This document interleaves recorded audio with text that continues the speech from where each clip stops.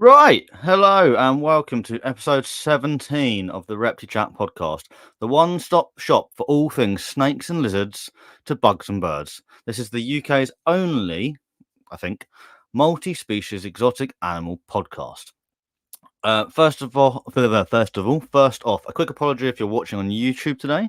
I probably look a bit of a mess. I'm a bit muddy. I did a 15k Tough Mudder about 2.5 hours ago, and since then I've been rushing around like a lunatic trying to get ready for the podcast. However, a bonus if you are watching live, you'll notice I'm in the new studio. It's not quite finished yet, but we're almost there. I need to work out the positions of things a bit better. I want to add a couple more lights, and there's a neon sign that I want to add behind me as well, somewhere, probably over here. But I can't afford it at the moment, so it will grow as the podcast has been growing. But I can't believe we're on episode 17 already. It feels like just yesterday that we were on episode 1. A few quickies before we get our guests on today. As I mentioned in the last episode, the Patreon is now live. There's a link in the show notes below. So if you fancy it, come and join the Repti Squad and see what it's all about. If you want to know more, go and listen to episode 16, where I talk about it a bit more in depth. I have also updated my morph market this week or last week, I can't remember, with all of my current available hatchlings. Excuse me. So go and check them out. There's plenty of cool stuff on there. And especially if you're on the hunt for some cool calico combos, I am well happy with the combos that I've produced this year. And to be honest, I'd love to keep them all, but I don't have the room, so there are some available. Yeah, so that's it on basically me today. There's not a lot going on. So let's move on to today's guests. As I'm sure you can tell by the title, we've got Marv and Jake from MJ's Pythons and Python Junkie, both on Instagram. And together they are the founders of the Amphibian and Reptile Club. So without any further ado, let's get them on.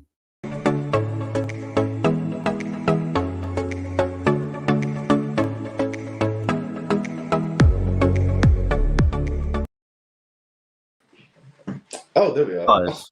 Why do I look so cool? Jake, are you slouching? I'm slouching.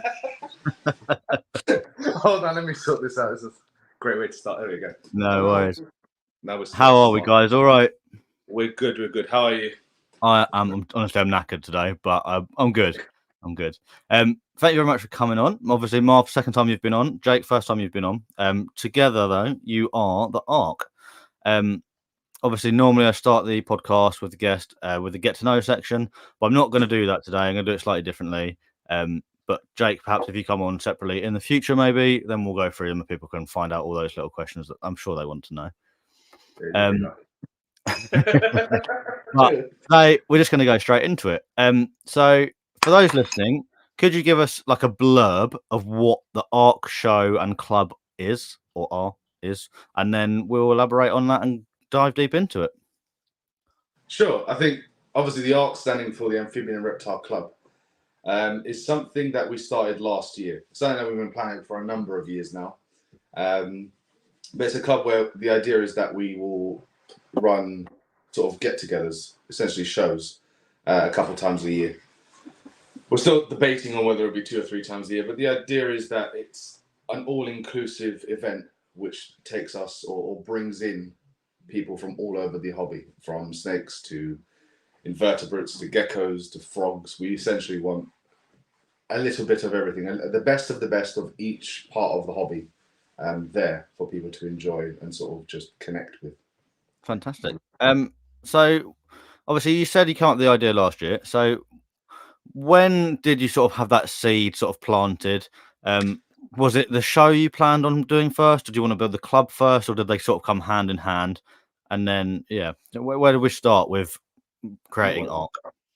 You want the educational shop thing, didn't you? Yeah, so for years we've been wanting to do, me and Jay have been wanting to do, or me in particular, some sort of educational venue or type thing, sort of pulling away from the breeding slightly, not entirely, but focusing more on education. That thought process led to the idea of doing a show, which I don't even know how that idea first came about, but we probably started talking about that 2 years ago. Right, I think it was just after the last IHS and Doncaster. How did that start? Yeah, I don't know how we started the conversation, but the conversation started, and And then we were like, okay, let's do this. So for about 2 years, we just spoke about it all the ins and Nah, outs. do you know what I think it was? I think it was what you had the barbecues going, didn't you? And then we were looking for maybe a bigger venue for the barbecues, and then one thing went to the next. I think it was like 2 conversations, because we traditionally did a summer barbecue at ours every year, where we just invited a few people as a get together. And I think that then married up with the idea of doing the show, and we thought, okay, why don't we try and do both things in one? Which is why the first half back in the summer had the actual show itself, followed by the after show sort of barbecue. They were the idea of the marriage of the 2 things together. And I think the more we spoke about it, and the more we sort of looked at what's out there and what's around. I mean, we've never been, as MJs, I've never been just royals. The MJ's Pythons thing was, at the time, it was sort of made sense. The only real thing we were actually breeding, not necessarily keeping, but breeding with the royals. That obviously evolved a lot since then, and we've always kept, I've kept other animals much longer than I've kept royals. And the interest is really in everything else. I think speaking to a lot of royal breeders about certain shows and just shows in general, I think some people, although they love their royals and they work with their royals, get kind of bored seeing the same thing over and over again. I mean, when I went to the last Doncaster, the only reason I even stopped at a royal table was to say hello to the people behind it. I wasn't necessarily interested. I wanted to see the other stuff. That's the stuff that was exciting me at the time. So the idea was, okay, how do we take that idea and create a show where we can put everything into it? How can we reflect the hobby as a whole? Because the hobby is so much more than just the royals. It's, obviously the royals are at the forefront a lot of the time, but there's so much more out there. And how do we find something that represents all of the hobby as a whole, rather than just one aspect of it? And I think that's where the idea then grew from. A lot of conversations later and a lot of input from a lot of other people later, we did the first show back in July. Yes, which I attended. It was a really good show. So that was the first sort of thing I want to touch on. So obviously you had your first show in July. How did it go? Like, obviously, I can't imagine it's an easy task to plan it. So how did it go in terms of what you had in your head to how it actually ran through the day? I think me and Jake differ on opinion. Jake, you go first. Personally, I thought it was a test. We had to run it the way that we thought we wanted to run, and then we was expecting feedback anyway, which what we got was I thought was pretty good, considering we knew the venue was going to be a bit tight. We knew the parking was lacking. So I mean, most of the feedback we got was what we sort of already knew anyway. Okay, so there wasn't anything that sort of stood out really that you went, "Oh, blimey, we should have really done that." It was sort of things you were already sort of pre like expecting. Yeah, there were some things that we thought we could have done, but when the show happened, it was like, I could have done without that. And there's also some things that we found out that we don't really need to do, Yeah. But I thought it went pretty well. I mean, for me, it was my first sort of show with a table that, even though it wasn't my table, I was still behind the table, sort of looking after the displays and that, which I found quite interesting. Yeah. And just having that, the wide array of, because I'm not like Marv.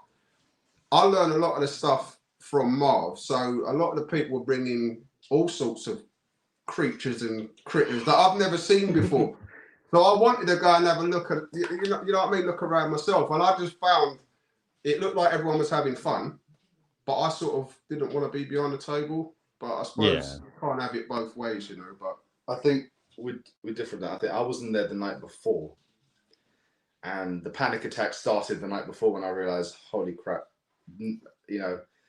essentially we planned it, we organized it, or I organized it based on the blueprint of the place. Yeah.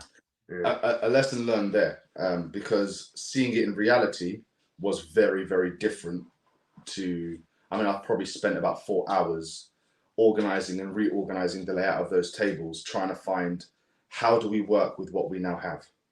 So very quickly I was like, I will say during the show itself, it was very surreal at moments where I actually stopped, because that's the thing. I never actually spent much time behind the table at all. I was running around like a headless chicken the entire Yeah, time. I think I saw you for about 4 minutes, and it was like a "Hello, mate, how are you?" and he's gone again. Yeah, it was run, because I wanted to make sure everyone was happy. I was trying to resolve issues. I know at one point the back got a little bit warm, so I was trying to find how do we open this. It was also incredibly windy, so people's displays were flying all over the place when I did open the window. So then I'm running around with tape, trying to tape people's displays to the actual walls so I can get some ventilation going. So there was a few things there where I was like, this is not what I envisioned. It is, but I was hoping for slightly different. It wasn't exactly what I was hoping for. And I think the major thing there was the actual space itself, which we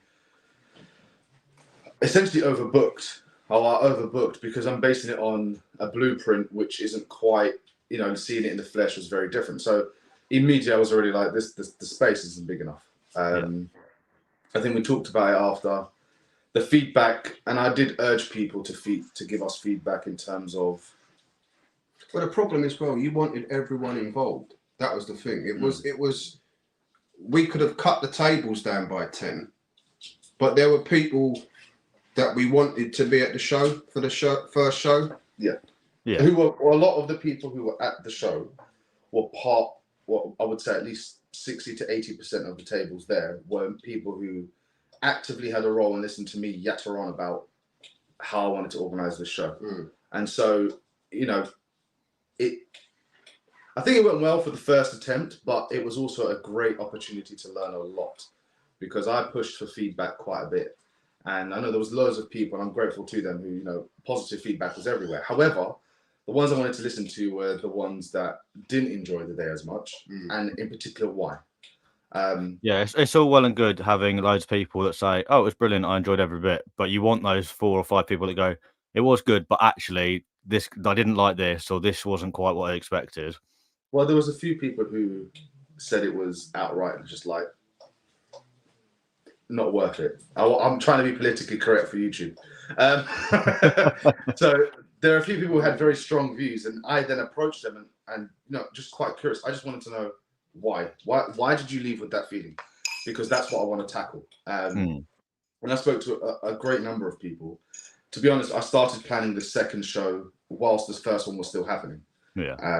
Because in my head I'm already going, right, I need to do this, that, and the other. We sort of knew, didn't we, when the first show was going on, what we could improve on. And the feedback sort of reinforced what we already knew anyway. Yeah. There are a few bits that gave thought to areas that I hadn't thought about much to begin with, which is the kind of feedback I was really looking forward to, because it's those things where we're not going to spot everything. Yeah. So, we got the variety that we wanted. I was happy with that. We were hoping for a bit more variety, but the first show, I spent probably a couple of months before we sort of announced it and whatever, when we were trying to book tables, really trying to get people outside the Royals sort of to come. And there was a lot of pushback. There was a lot of people who were very skeptical, weren't very sure.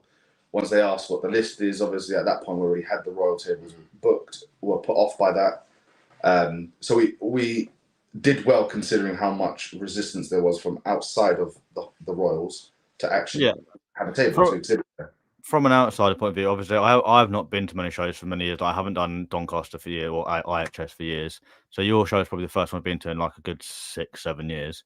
And you expect loads of Royals at all of these things, but I was impressed with the selection of other animals that were there as well. So I would say you probably had, like, for those that didn't go, you were looking at like maybe 2 or 3 tables of Royals, and then you'd get like a table that was completely nothing to do with Royals. Like you had the man with like the tegus and the geckos and all that sort of stuff, and then there was insects and all sorts of other bits as well. So I think you had a really good variety, especially for the amount of tables that were there. Yeah, so that was obviously something I was really happy with. What I've been even happier with is the first arc essentially opened the doors, because once we announced the second one, there was a lot more interest. Yeah, we couldn't accommodate everyone. Well, I think a lot of the amphibian breeders and the what do you call it? Invertebrates. They were like, we didn't realise it was, or we thought it was just a ball python show. Yeah. And I think word spread quickly because we announced the tables, and we announced the thing that we were going to run it as you can inquire about a table, and then we'll review them on an individual basis. Yeah.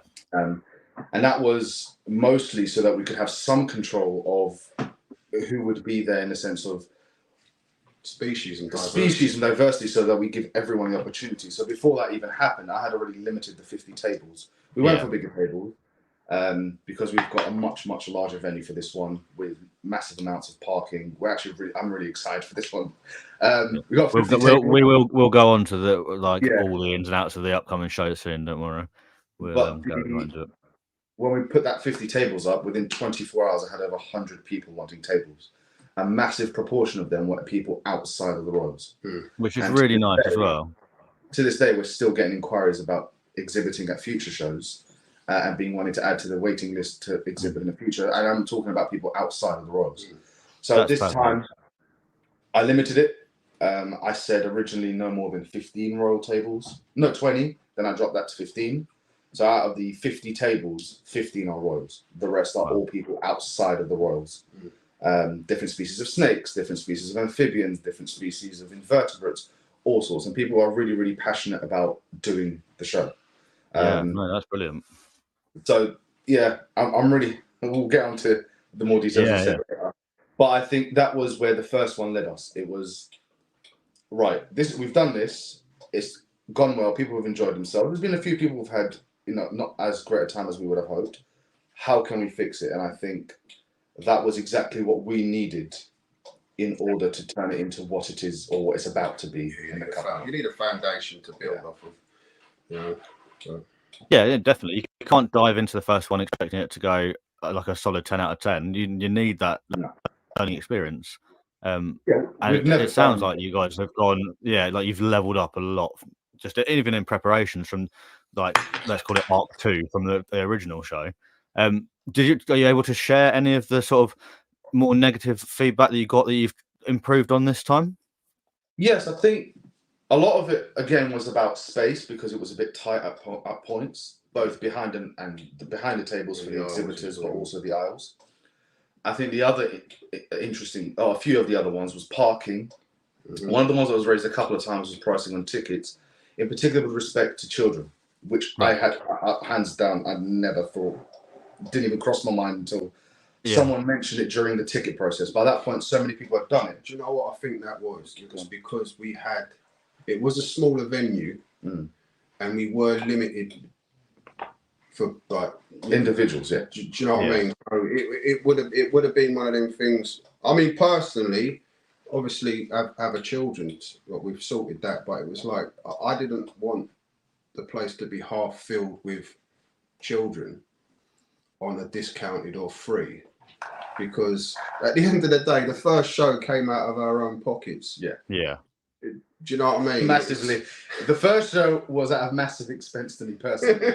And it didn't help that and I'm sure other people would have known by now, but right during the whole planning and ticket process and coming up to the show, me and Jay got served with the Section 21, which is basically to say the landlord wanted their house back and they were not open to negotiation. We wasted a lot of time in the negotiation phase because they were humming and hawing for a while. And then it was like 2 weeks. It worked out that we had 3 days to move all the animals in here. That's mad. So there was a massive amount of stress and other stuff going on in the build up to the show. So a lot of the stuff that we could have spent more time planning and prepping, I lost all that time because it was literally non-stop go, trying to organize the new place. As a result of that, I had to cut corners and do lastminute.com things, which ended up costing a lot more than it could have. I could have been, spent a little bit more time, shop around sort of thing. Instead, it was sort of, we need to get this done. So there was a sort of a cocktail going on with the first one. The children's tickets was definitely something people mentioned. I don't think there was that many people who most people just were curious about as to why there weren't children's prices. We've changed that obviously for this one, and I had already told everyone it was going to change for the next one because it was something I didn't really even consider. Obviously, there was a limited number of people, especially now with venues and the government, because of certain sort of like Manchester bomb attacks and yada yada yada. there is now a very strict limit to how many people can be within a venue at any Like time. you say, and you don't. There's no disrespect to taking children, but at the end of the day, people are there to try and sell some animals. Obviously, they're showing off what they've got, but they want to sell as well. And generally, it's the adults that are buying the animals as opposed to the kids. So if you've got a very limited number, you want the people with the money to get in. Well, I'm also a massive fan of having kids actually show up. I mean, I obviously as a teacher, plus I do the sort of school shows for the kids. I think that it's paramount that kids are there because they are the future. However, one of the things we did discuss and go backwards and forwards with was, especially about the kids, was regarding what kids are doing there. So I want it to be, if the kids are attending, they are more than welcome. But I want them to enjoy the animals. I want them to come there because they want to have a look at the different species. They want to enjoy the animals just like we will. Because we could set up something specifically for the kids, but that's just not the direction we wanted to go in. We wanted it to, and we'll get onto this later and some of the stuff we're planning for Arc 3. Arc 3? Yeah. Well, there's a 3 already. That's an exclusive. Yes, that's provided things go to plan. Arc 3 is, and the thing is, I'm already talking about Arc 16. Yeah, that's just the way we work. Is we're not doing this for the short haul. We're not doing this because obviously people will question. I mean, it's not exactly a secret in terms of like how much people are paying for tickets and or tables. Yeah. But the Arc needs to be self-sufficient as a priority. Obviously, the first one wasn't by a long shot. By a massive shot, the first one was not. We're working on things to make it more viable long term. Unless you've been messing about with the books. I have not been messing about with the books, Jake. The books are very strict with the book. So, for example, the merch thing we did recently, with Shana's our official merch producer, that's one way of raising money, or for anyone who wants to support the show, and that money goes towards help fund the future ones. Yeah. This new venue is, we've saved costs in areas. But we've also, the venue this time is easily 5-6 times the cost of the first venue. Right. It's a massive increase in cost, but it will be. I think first of all, it was needed, but we're hoping that this new location will be our permanent location moving forward. Yeah. Okay. So let's move on to Arc 2. So, what is new and improved? Let's start there. Venue size. I think the venue is about 4 times, if not 5 times, the size of the first venue. The building is about 3 years old. It's a lot more modern. Very modern. It is a sports hall, so Right. The vendors have a lot more space as well, don't they? Yeah. Well, I mean, the first time we're like, how are we going to fit all the tables in there? This time is like, how do we spread the tables out in a way that doesn't make it feel like everyone's concentrated in the corner and the entire area is empty? So now it's, it could definitely hold more than 50 tables, but that's not what we're interested in necessarily. We're not interested in, let's just ram as many tables in here as possible. We want it to have the feel of the first show. I think one of the positive things that came back from this first show for a lot of people was the vibe. Yeah, it's very friendly. There was a really friendly vibe for the whole show. We wanted to keep that. I don't want it to suddenly become this, let's just ram as many tables in there and it lose that personal touch. Obviously, this time it's got a massive amount of on-site parking, which is something we worked out from the last one. Even more diversity for this one than the previous one, which we're really looking forward to. Again, we're looking at literally the best in the business in each area there. I mean, everyone, and, we're within the actual process of picking who got tables where, when, and why. We're looking at a few things. It's not necessarily always, you must have insane, multi-gene, multi-recessive morphs and royals to even have a table at this place. That's not what it's about. What it's about is quality and passion more than anything. We want people who are going to interact with the guests. We want people who are so passionate about their projects, they can't wait to talk to people about them and show them off. That's the key to, I think, the first arc, and what we had there was people who had passion behind the things that they were working on. Yeah, most definitely. I think I probably stopped and chatted at, I'd say 95% of the tables, and most people I didn't know when I turned up. and I felt like all the vendors at the Arc One were very friendly, and like you say, they were happy to show off what they've got. Like there was some cool stuff. Obviously, they were exhibiting as well as selling, so they were bringing things that weren't for sale, but they were like, "How cool is this? I produced this year," and everyone was more than happy to chat. And I think So yeah, it brings it all that's in. one of the key things about the Arc is it's an exhibition show. Mm. And a few people have asked me for tables, and their reason for, or people I approached the first time around who talked about not being able to make back the money they spend on the show, which I understand. But I think all our exhibitors know that it's primarily an exhibition show. And surplus things, yeah, I mean, if exhibitors can move on surplus animals, then I will happy for it. But that's not the primary goal of the Arc. Mm. And my thing is like, okay, we have shows out there. Okay, the AHS has just passed. The AHS is a sales show, right? It's promoted as such. That's what it's for. And if people are looking for a show to attend to just, you know, grab themselves a good deal on a bargain on a snake or whatever it is, that's what the IHS is there for. That's what it's tailored for. The Arc is not tailored towards that. Well, I call it it's a private view. It's a private view. Showing the best stuff. And, you know, if people are showing off amazing projects they're working on and they have animals from that project that they can then have there to get other people involved in that project, that's amazing. That's sort of what we want. And so the vision of the Arc is an exhibition. It is people experiencing and seeing and talking to people about things that they haven't necessarily seen before, haven't necessarily, you know, some of the people there don't do shows anywhere else. And we're fortunate. I mean, there are a number of people who showed up for the first Arc who had never done a show and came out of the woodwork to do show at the Arc, which we were really, really, you know, we were blessed to have them, to be honest, because we are talking about literally the top dogs in the UK, above and beyond. And they're not so out in the open as, you know, I mean, I put my plaster on my face and everything. But, yeah, me too.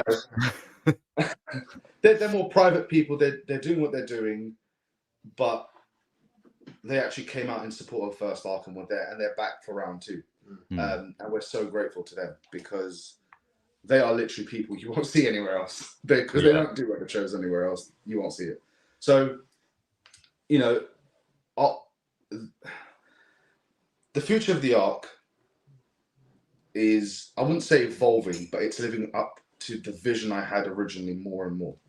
And, you know, just to tease for future, one of the things we want more is for individuals attending the show to have the opportunity to interact with things. That's it, man. And interact more than just window shopping and just walking by tables. And I think, you know, it's no secret we don't allow prices on the boxes because just engage. If you want, like one of my things was I didn't want pricing on the tubs. I mean, obviously for like social media purposes and the antis out there, they don't want photographs of numbers on it. So my thing was I didn't want pricing. Engage with the visitors, you know, engage with the punters, get them interested and then speak to them. Find out if they want anything. It's talk to the people that's coming towards your table.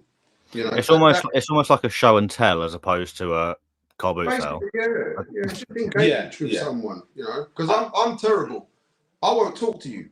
I'm not being an arse, but I'm quite sort of standoffish and I'll just stay by myself. But if you say hello to me and I walk past your table, I'm going to stop and have a chat with you, you know? And that's what I wanted, basically for my own selfish sort of reasons. Really? That's why I started the podcast. I'm generally quite a shy person. Like, unless I know you, I will probably just say, I might not even say hello. But since I started the podcast, I'm getting like chatting to people, I'm knowing more people, and I'm quite open. So this obviously I'm vending at Arc 2, and I'm very excited about it. With my first time vending, and like you say, I'm looking forward to just meeting those people and having a chat. It'll be really good. So I think it's the vision of the Arc, and I was saying about interaction is obviously by removing the pricing. I don't want people just walking around, just sort of eyeballing numbers and going, meh.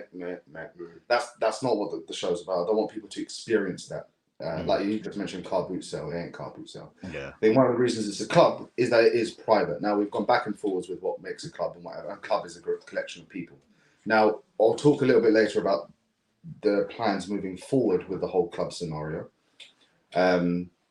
But in terms of like interaction, the reason we picked the venue we have, and we'll be talking to a lot of people between now and whenever we announce the next one about interaction and interactive stations. We want as many interaction stations as we can.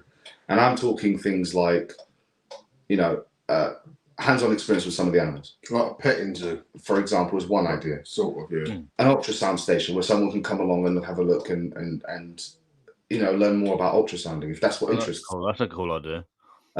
Photo state. A photo Benji booth. was going to do something, wasn't he? On the Photo booth. So someone with experience in photography, etc., setting up somewhere where people can go and learn to take a bit, pictures. How do they get the pictures the way they do? What are they looking at? Are they using their phone? You can use your phone. I mean, we do. And when we've learned a lot, I mean, if you scroll through our Instagram from beginning to now, you see the quality of imaging has improved significantly. And we've been sort of coursed into that, right? We've been sort of trained, if you will, and how you can get that kind of quality image out of just a phone. Yeah. And I think that's something a lot of people in some cases struggle with or are not as well informed as they could be. So they can stop at that station and interact and have a look. Oh, I didn't realize this setting even existed on my phone. Yeah. For example. There's loads of things, and there's people who've put forward suggestions. For example, we had a suggestion recently from one of our exhibitors saying, what if we thought about potentially having an area with vivs pre-set up with or without the animals, just as an exemplar to how to keep certain species, right? Yeah. So, for example, us in Royals, and there's the community split in half about the tubs, and we won't get into that. But I think most of us who keep the Royals and actually work with them understand, and me from a person, a bit unique in the sense of I was an anti-rack person when I first started. And then I eventually decided, okay, what the hell, give it a go. Let's see what this is all about. And I saw a massive improvement in the actual health of the animals. Yeah. Right. And I know people talk about clutter and whatever. Believe me, I've been there, done that. So that aside, for someone coming from, a room of racks, for example, who keeps Royals, may not be as informed of, okay, how do I set up this species or that species? What, I might be interested. They might walk around and go, I'd really love to get some dart frogs, or I would really love to get this monitor or that lizard, and not actually, instead of them having to go away and do tons of research, we could have an area there where people can go to and actually immediately see what kind of space we're talking, what kind of setup are we talking, what's involved in actually keeping their animal, and instead of just having to read through it, have something they can interact with and see with, with their eyes and touch with their hands and see, okay, this is the commitment that I'm looking to. Okay, I would love to get this species, but this is the commitment that comes with it. This is I think that's a brilliant idea, because it's all well and good reading it online, but seeing it in person is a completely different experience. Mate, 6 foot viv in real life is quite big. Oh, listen, the venue's area was massive, the first one, until you put the tables in there. And then it's like, oh God, seeing numbers is very different to seeing these things in the flesh. So I change the subject. What are we doing about food? Oh, it's all right. That's coming up in a second. We'll go for it now. What will there be? Food and drink? Yes, that was one piece of feedback. So Jay's sister's dealing with that, isn't she? No, not anymore. Oh no, in terms of the provision, yes, sure, she's helping me. So one of the people who's also heavily involved in the art is Jay's sister-in-law, who actually lives in the area. She helped us secure both venues. She's the one doing the runaround in the local area. And we talked about wanting to get the locals involved. Now, the first one, obviously, we did the barbecue after. We had sort of a snack stand type thing during the day there. But we wanted to provide more for people. So what we're doing for this one is we're looking at potentially 2 or 3 different catering vans to be on site, right? And the reason I want 2 or 3 is that, mix it up. So, someone might be doing hot food, someone might be doing drinks and snacks. And we want to sort of give back, but also give back to the local area by inviting them to be there, right? Yeah. So there'll be individuals who live in the local area, work in the local area, who'll be setting stuff up on the day to provide food for everyone. So that provision will be there for people who want it. We've done away this time with the whole VIP / we were going to end up calling it gold ticket thing, because it's our first time in this venue. The time of year isn't ideal for certain things, and there's a few more things we want to iron out. We decided to sort of do away with the sort of after show food thing, we still have time after the show for the vendors to have a quieter sort of cool down, if you will. It's not a rush. We need to pack up and get out. Well, that's it. You can. There's stuff we've learned from the first one that we can delegate to someone else. We don't have to have that headache. Yeah. Well, it's also like we want to. Well, you want to do everything. I want to do everything. That's the problem. That's my issue. I want to do all of it because it's like if I'm a control freak, so delegating is a problem. Until the barbecue starts and you vanish for an hour. And Andy takes over the property. Yeah, don't let Andy near a barbecue. Say no more. But no, bless him. But we wanted to focus on the show itself this time around, right? And put our energy and our resources, as limited as they are, into the actual show itself, right? Let's work on that, and then we can work on the additions later. We've not done away with the idea permanently. We're just saying for this one, it's a new venue. The expenses are a little bit higher. Our resources are limited. We don't have an endless supply, and all of this stuff is predominantly funded primarily by us, and then obviously once tables come out, etc. Yeah, you get like almost reimbursed with it afterwards, but you still got to put that initial outlay. Exactly. So to help with that, we've gone, okay, let's do away with the after. Let's focus on the show itself, bigger venue, yada, yada, yada. And let's really make this one the one that I could walk out going, yeah, that was a massive. And I think I'm really excited for it. I mean, it's going to be a much bigger venue. I think we'll find ourselves with different challenges because now we're looking at a much larger space, but not necessarily the tables to fill it all, right? Yeah. So it's a bit more spread out. But I think This is the Mark II. this is the Mark II, and it's the bed work for Mark III because It's we the do have beta that test. idea. We have the idea for the interaction, but that needs time. We're already in talks with people, etc. That takes time to set up, and that won't necessarily be a chargeable thing. That's more of a I want to give people the space to do what they do best. This is sort of built on the feedback, though, isn't it? Yeah, it is built. Yeah, All of it is built on We feedback. might have gone from it's not enough space to like now we've got too much space, you know. But better too much space because obviously we've tried to implement all the feedback we got, but it's somewhat impossible to do it with that much turnaround, with that sort of length of time. So there's something that we can do immediately, and there's other things which take a little bit more time to actually get the wheels moving and make it work. So the venue we were looking at not just let's just find a venue that will do for now. Let's find a venue that the school itself is part of the trust I work for, so there's a nice level of communication there. I do private things for the school itself, in terms of the animals with the kids outside of the show.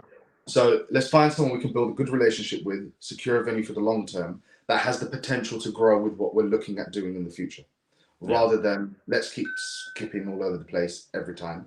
Let's find the home for the Ark and an area where all the ideas that we've got cooking for the future can fit into it, rather than we had to tick all the boxes, didn't it? There were certain things that we needed because we found there were a few venues that we found, but it was 15 or 20 that we looked at. Yeah, it was like it only ticked one of the three or two of the three, and this one seems to be. It ticked all the boxes nicely. It's from what I've seen online, obviously from what you guys have posted, it looks like the venue looks like a massive step up from Arc 1. Like even just the parking situation, like obviously I think you had space for like 9 cars and then it was parking on the road at the first show. Whereas this one has, like you say, it's got a huge car park and there's additional parking if you need it as well. Yeah, it's 120 allocated spaces there to be used. There is on-street parking. We will also be talking to the venue itself. Depending on the turnout, I mean, it's building astronomically as we speak. But depending on the turnout and how we find a parking situation as a result of this one, if there is further issue, we can then talk to the actual venue and the neighbouring areas to find, if needed, an overflow car park. We also, one of the things that this one ticked nicely is that it is within walking distance of a train station. So some people prefer not to drive. They prefer to just get the train there, enjoy the show, get on the train, go home. And so this was ideal there because you've got Raynham train station within a reasonable walk from the actual venue. So people who do want to, for example, travel from further away and don't want to do the long drive and prefer, because there was a few people who said to us, it would have been nice if there was a train station because we would have come, they came from Liverpool, for example, and they would have happily just jumped on the train. instead of driving all the way down there. So that was something we were looking at as well. Yeah, I know a few people that wanted to attend the last one as well, and they didn't because they can't drive, and there was no like easy transport link. So having a train station within walking distance is perfect. Exactly. So this was something we were looking at. There were so many of those bits and pieces of feedback, and to be honest, I had them all written down somewhere. I don't know how. But everything, when we were looking at the new venue, we were looking at what we're doing this time around, we were trying to tick off all of them, and I think we succeeded in ticking off pretty much every piece of feedback in it and things that people thought could have been improved, as well as our own criticisms of ourselves. I mean, I was there already the whole day, stressed out and criticizing myself as the show went on. And will the second one be perfect? No, but that's the plan, right? Nothing's perfect anyway. You can always improve from exactly wherever. So that's really so. It sounds like Arc 2 is going to be fantastic, and obviously it sounds like you've got Arc 3 through to 25 planned in your heads as well. So I'm really excited. I like that. The Arc 2. Yeah. So what can people expect in the way of vendors in Arc 2? Obviously, you're not going to don't list off every single person because I don't want you to miss anyone. But in the way of animals, what sort of things can we expect? Outside of the Royal Pythons, which we've got people like George Aldridge, Eugene Balls, we've got Dave Davis coming, yourself, us, and a whole host of other amazing breeders. The dynamic Darren duo, which I'll return. Double Darren. That's a table to behold. Not necessarily just the animal, all about the characters behind it. Yeah. But other than that, we have. If I can remember names, I'll plug them. If not, I will just say species. But I know we've got Alison Waters doing an incredible line of Chahua geckos, so mossy geckos, Pine Island Reds, which are amazing. We've got a few people doing leopard geckos. I know we've got a few stands doing dart frogs, some amazing morphs of white tree frogs. We have about 4 tables of invertebrates. And different types of invertebrates, so tarantulas, scorpions, stick insects, and then some. In terms of the lizards, I'm just trying to think. We've got someone doing, and something I'm really interested to see actually is colubrids, but we have Milk Snake Mutations who does hybridizing of certain of the the colubrid species, a lot of the milk snakes, and some of the stuff I've seen pictures of is like, what the hell? Yeah. How does that even exist? So that's something I'm really looking forward to seeing. We have, I know someone's doing lychees, gargoyle geckos. We've got people doing sort of bespoke 3D printed work, for example, for those species, which I'm looking forward to getting some because they look awesome. But it's more about, we've got a variety of things going on. So, some people will be doing animals only. Some people, or a lot of people, are doing sort of a mixture. So, for example, Lulu is doing royals, but also isopods. Some of the others. There's Lulu from Rebel Ridges. Yes, some of her other sort of merchy bits, which are really cool. So the idea is we want 3D printed isopods are really cool, but I feel like I could spend so much money on them. So she's doing all that, and that's the kind of thing that we're looking at. So we're looking at. I think we've pretty much touched on all the different areas of species. Now, obviously, the future is looking at what new can we add, right? Yeah. What new species? I mean, one thing we're lacking somewhat at the moment, in my head, are monitors. And monitors are not the easiest thing to display, right? So what we don't want necessarily is forcing people to, or not forcing people, but sort of forcing the idea of we want monitors. And then someone brings monitors in like cloudy boxes, and that's it. I appreciate something like, for example, Peach behind me, who's currently sunbathing. She would be a nightmare to display without a massive viv, right? Yeah. She wouldn't be an ideal display animal. So there are limitations there. We'll have an argument about that later. We can argue about Peach later. But you know what I mean? So it's always looking at what new things, what new people can we get involved that brings something unique. Because we've limited the tables to keep it diverse, it doesn't mean like the Arc 3 will have the same vendors. No. So each show, within theory, should have a significant different amount of vendors. So it won't be boring. You know. No, brilliant. So in theory, every time you come, you'll be looking at something completely different. Precisely, that's the idea. Yeah. The idea is that each time we have a rota on who's exhibiting. So every time you come to the Arc, because if we end up doing 2 or 3 shows a year, what we don't want is the same thing happening again and again. Yeah. We want each one to be unique to the last one. So that makes sense. So for Royals, for example, you don't want the same vendor coming back 3 times with the same snakes, so that they're just slightly bigger from the last show.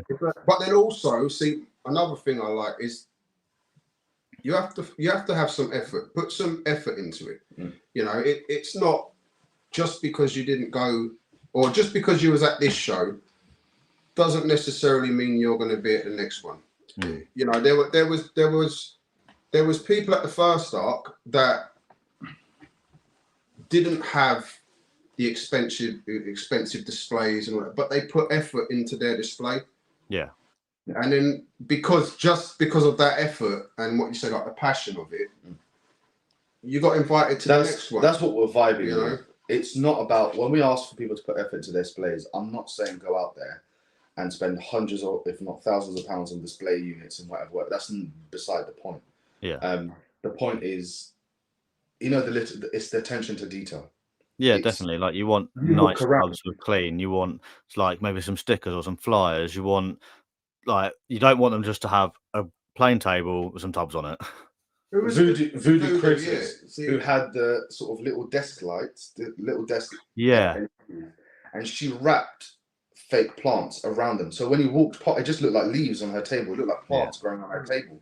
But they were the light source. That tiny little attention to detail, that tiny little thing, is what we're looking at. We're looking at people who take pride in their displays. And that's not to say that, because I've got this expensive display unit, or because I have a display unit full stop, that's my effort. That's not necessarily it. Because you can have whatever display you want. But if you're sat behind your table, like with your head down, it gets noticed, doesn't it? It does. And it's not just us who notice. It's also people who are walking around. Because you want them to be engaging, don't you? Well, precisely. We want people to enjoy their time there and enjoy meeting the people behind the animals. Well, that's what the vibe was at the first. That was what the vibe was. So that's what we're trying to hold on to and keep as we move forward. And when I talk to people who ask for tables, I know it's through message, but some of them, you sense that passion instantaneously. Yeah. You get some people like, I'd like a table, please. And that's it. And then you get some people who message, and I swear to you, it took me half hour to read through and look at all the pictures they sent me with what they're working with and how much. Do you know what I mean? So looking through it, as soon as I see that incredible passion that they've got, they're the kind of people I want there, because I know they're going to be buzzing. They're going to want to talk to every single person who walks through that door.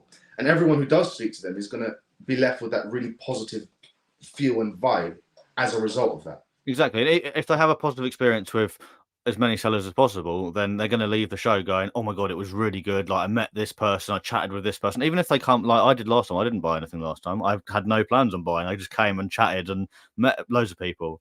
And I left going, I really enjoyed that. I love chatting to everybody. So, yeah, I think that whole, getting people engaged, getting people chatting.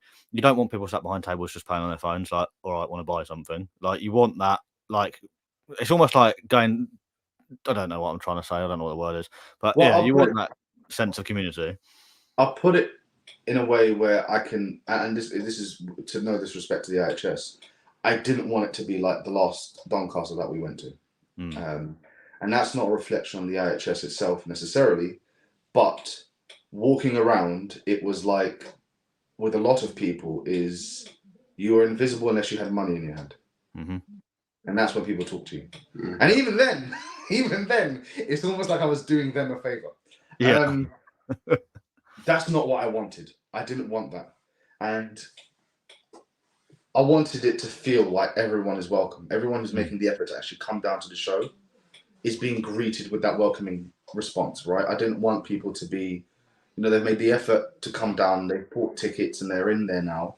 And they feel like a bit funny about because Well, it's like if someone comes to your house to see your collection, you're showing them. You know, that sort of, it's a different thing, isn't it? It's not just, do you want to buy it? It's, look, I've got this, is really nice. It's like, I really like this. What do you think? You know, because my thing is, we provide the space and the table and whatever.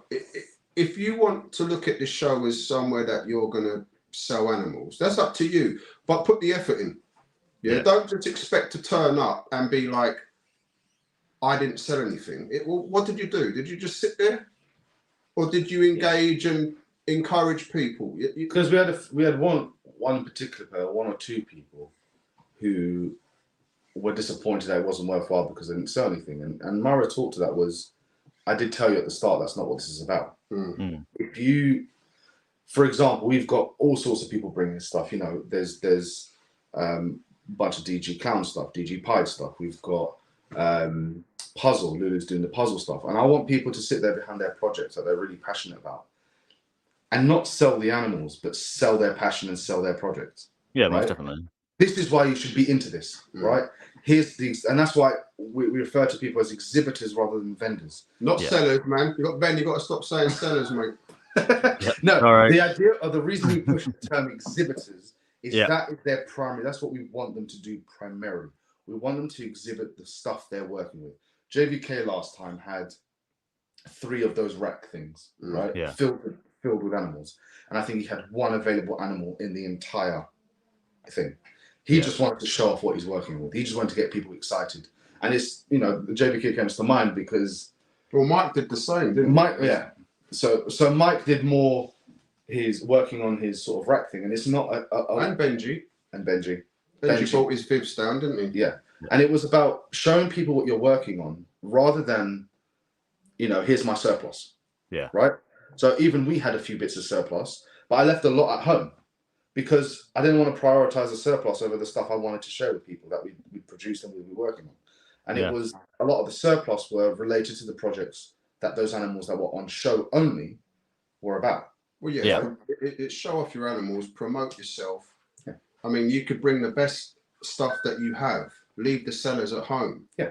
Contact me later. Exactly. If you've sold, here's my social medias, here's my Instas. Precisely. There doesn't even need to be, you know, I know the market at the moment, people are on and on and on about the market being slow and whatever. And yes, the cost of living is hurting a few people.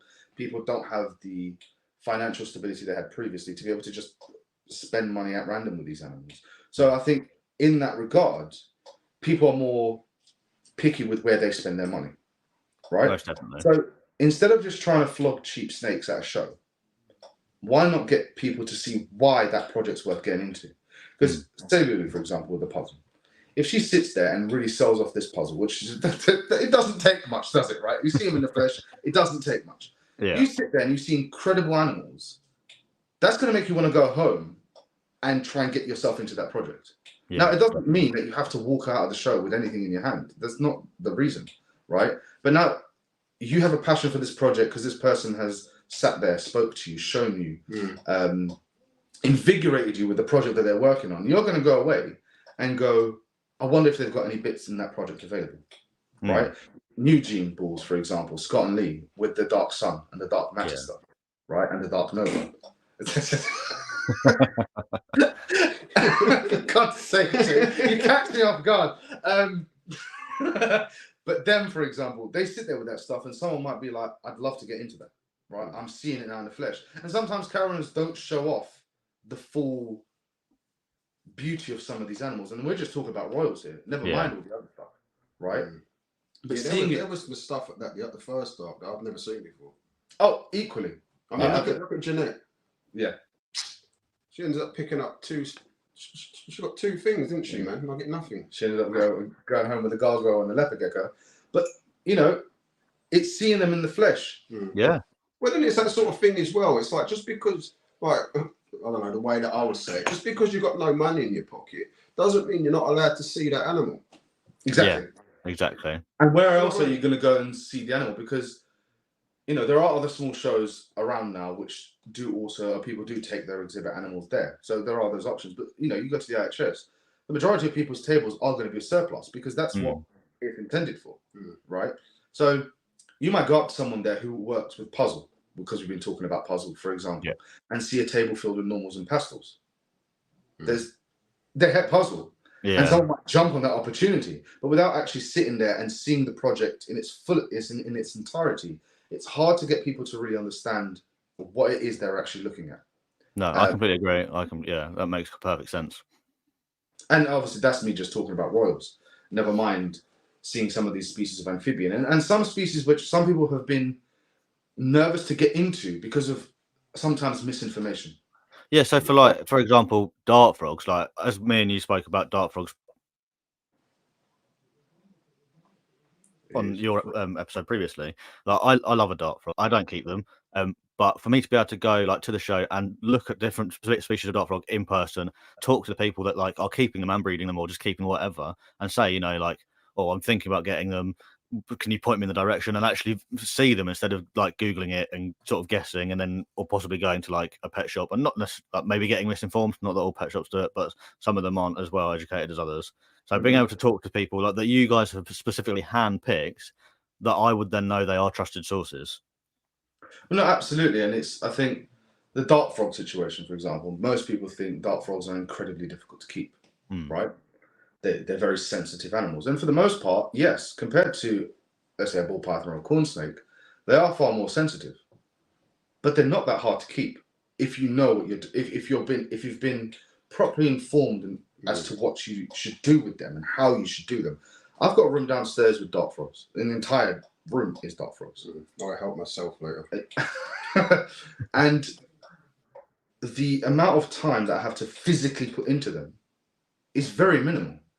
Right? Once you've got the basics there, you can enjoy them without the worry of, and I mean, there's so many species out there where a lot of the misinformation that continues today comes from the days where 90% of these animals were imported from the wild. Yeah. Right? And when they were imported from the wild, yes, they were fragile as hell. I mean, chameleons, Yemen chameleons in the day, they would die on the way home from the shop. You buy them from the shop and they die in the journey home because these animals are so stressed and they've been through so much trauma that they are weakened and they're not, but with so many generations now of captive bred animals, and people have actually been really taking the time to work with these species, keeping a dart frog need not be any more difficult than keeping a royal python or keeping an epic gecko. Provided, I think the idea is if you went up to any vendor or exhibitor at the Ark, you saw something that you liked. If you walked away, you should, in my ideal world, you should walk away from that table knowing everything that you possibly should know. About that species. No, and I think that's where the interactive stuff comes in. Yeah. If we can have an exhibitor standing there behind a table of, say, dart frogs, talking about what they need or whatever, and that person can then walk along to the exhibit area where we've got the pre-set up enclosures and see with their eyes exactly this is what's involved, right? They've just heard it from the breeder, they've walked over and they can now see it in the flesh, and they can feel more secure in looking into other species, right? I think what happens a lot is I'm seeing less of it now, or I'm seeing more diversity now, but there are a lot of people who are single species only. There's nothing wrong with that. But there are people who are single species only because they don't feel confident in venturing out elsewhere, right? Or, for example, there are people who keep animals and don't want to venture into other animals because of the alleged expense of keeping them, or the alleged effort, or, the thing that I hate most is there's no money in them, right? Now, if that's what you want to focus on, by all means, go for it. Our dart frog room is for us, right? So if we produce some dart frogs, which we produced a lot of last year, and moved every single one of them on, if there's some that produce a surplus and we sell on, that's a benefit. To be honest, all of that and then some goes on buying new plants. Plants are damn expensive for some reason. But do you know what I mean? It's I want people to feel, first of all, enjoy their day. Second of all, leave there feeling like, you know what? If I wanted to at a later stage, I now feel far more confident in working in that with that species. I feel like I'm in a position now where I'm more confident in going out there. And actually, some people are on the verge. They'd love to have a dart frog, but not quite sure if they're ready to take that thing, and seeing it in the flesh and interacting with it in that way can be the turning point for people to enjoy other species as well. And that makes perfect sense. So we've been going for an hour now, so I am going to start wrapping it up. I've got a few more bits to go through. So we'll be here forever otherwise. I don't get me wrong, I'm quite happy to stay forever, but I am absolutely exhausted. I've been up since 6 and I was running as hard. I need a nap. When is the next show? What time is the next show running? This is we're talking about Arc 2, and if you are happy to share where exactly in the world is Arc 2. So Arc 2 is taking place on November 11th. It will start at 11 and finish at 4. I have that right. 11 to 4. Yeah. Just to make sure I know what I'm talking about. Well, that was one of the criticisms from the first one, is the vendors had to turn up too early. Right. And that the show itself was too long. And others then said, well, it's not really worth doing it for too short of a time. So we've met them in the middle and condensed it by 1 hour. That makes sense. So it's from 11 till 4, taking place on November 11th. And it is, if you attended the last one, it's about 5 minutes away from the other one. So it's still in the Sittingbourne area, Rainham area. Yeah. Brilliant. And if people are listening and they want to come to the show, obviously as a attendee as opposed to an exhibitor, because obviously the table's already full, how can they get tickets? So ticket-wise, at the moment, you have to be a member of the group, right? So what we're saying is this is a private event for group for a Facebook group. Oh yeah, so for the group, for the club, right? So currently the Facebook group is the primary place where you need to be. So Amphibian and Reptile Convention over on Facebook. That group is a private group. So when you ask to join, we will vet people and look through it because we want certain people involved in that, right? That will change for the next one. So for this one, head over onto Facebook. It's free to join. The link will be in the show notes as well. Yeah, we will just have to look through your application or look through, just do a light bit of vetting, get through that, and then you'll be in the group. Once you're in the group, you can then apply for tickets, and it's as simple as sending some information. There is a post pinned on that group where you just send your information off to an email address. We then review your ticket application. If you're approved, you receive a response email with the approval and how to pay for your tickets, and then once that's done, you get your physical tickets. This time we've actually created physical tickets, which we're asking people to print. So that prevents as well anyone who doesn't officially have a ticket from being there. So we have physical ticket. And what is the vetting process, or what are you don't go through the whole thing, but what are you looking for? We're looking more than anything for a presence, right? We want to see someone who's active in the hobby. Now, what we want to see is someone who engages with the community. We want to be able to host this event for a long time to come. That's the idea, until we give up. And I don't give up easy. But what we're looking for is individuals who are active in the community who we can invite to the show. Because unfortunately, there are people, if you've been in the hobby long enough, and not even that long, if you've been in it for any period of time, there are people with ill intentions. And we are trying to protect the show from those with ill intentions. I mean, I'd love a show where I could just go, you know what, screw it, anyone come, all right? But at the same time, for both those reasons and just general legal reasons, as selling animals is not exactly something that it's not as straightforward as a car boot sale. It's not as straightforward as people may think, right? Yeah. Which is why we're very specific with people. We're staying within the legal guidance of we're running a private event for club members, right? That's primary. Yeah. That's number one. So it's private and it's for members of the club. And two, individual. If there are any transactions involving around animals, it must be surplus stock, or surplus animals that someone has created through their breeding program, through their hobby, to other hobbyists, right? Yeah. We're not selling pets to anyone, right? We're selling, if anyone is moving on their surplus, it's to another collector or breeder. Yeah. So that people are essentially trading projects. They're working within their projects as part of their hobby. So I will talk briefly, because I've mentioned this before, but very briefly about the actual club. It is free now, okay? There's been a lot of discussion around this topic. about membership fees for being part of the actual club. We didn't want to do it initially because we didn't want to alienate anyone, right? Mhm. So we've decided these first 2 are free to be part of the club so that people can have the experience. They can come to this and have this as an opportunity to see whether this is something they want to be a part of long term or not, right? So you can come now. There is no membership fee to be part of the club. It's simply just a small ticket fee. However, moving forward, we haven't ironed out all the full details yet, but it will it will turn into a subscription basis. And we will share, very briefly, there are whole hosts of reasons that are all directly to protect everyone attending, both visitors and exhibitors, right? So the full details will come out later, but the likelihood is by the next event, whenever that shall be, by the next event, there will be some sort of membership fee involved in being a member of the ARC. Okay? Yeah, which I think is quite a regular thing for the most of the other shows and club meetings anyway. So it won't You'd become as be a shock. surprised how much doing something as small as that, and we didn't want people to think that we're just charging you just to be able to even come to this place.